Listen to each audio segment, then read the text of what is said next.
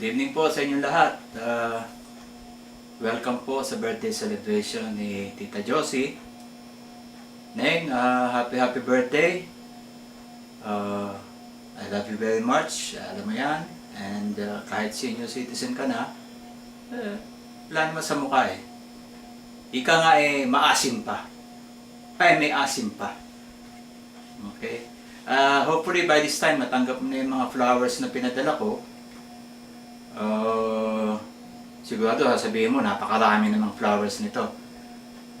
Pero okay lang kasi actually ang pinagpipilian ko regalo ipapadala sa iyo is either dalawa lang naman yung hilig mo, either bulaklak o jewelry. Yung jewelry pinag-isipan ko siguro mga 3 seconds. Nanalo rin yung bulaklak, kaya bulaklak na yung pinadala ko. Saka na yung jewelry.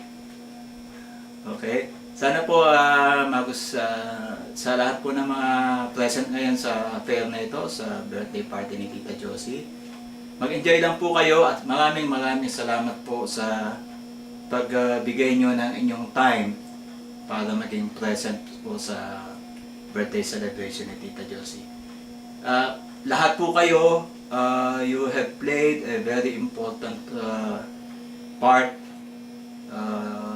sa buhay namin mag-asawa at ng aking pamilya. You have all touched our lives in one way or another.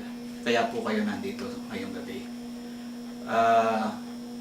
Enjoy lang po kayo and I hope and pray na sa uwi nyo ay maging safe ang inyong journey at i-guide po kayo that our good Lord will guide you and keep you safe on your trip home. I wish to take also this opportunity para express ang aking appreciation and love sa aking mga anak dahil sa naisipan nilang gawin na ito para sa kanilang mami. Special mention po sa aking anak na si Joanne, who has been very busy sa pag-coordinate ng mga activities, pag-organize ng event, and who has actually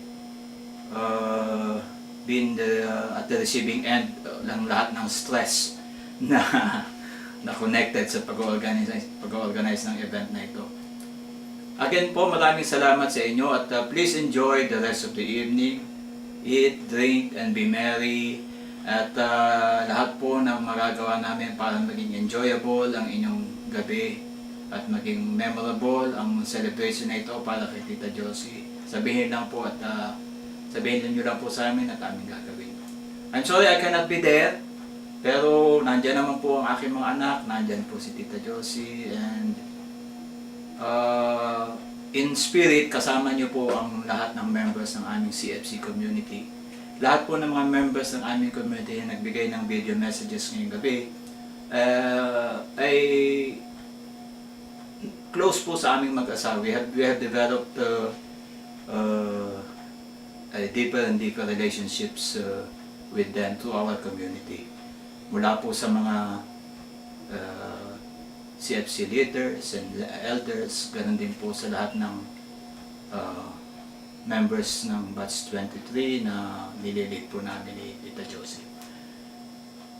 Again po, enjoy the rest of the evening at sana po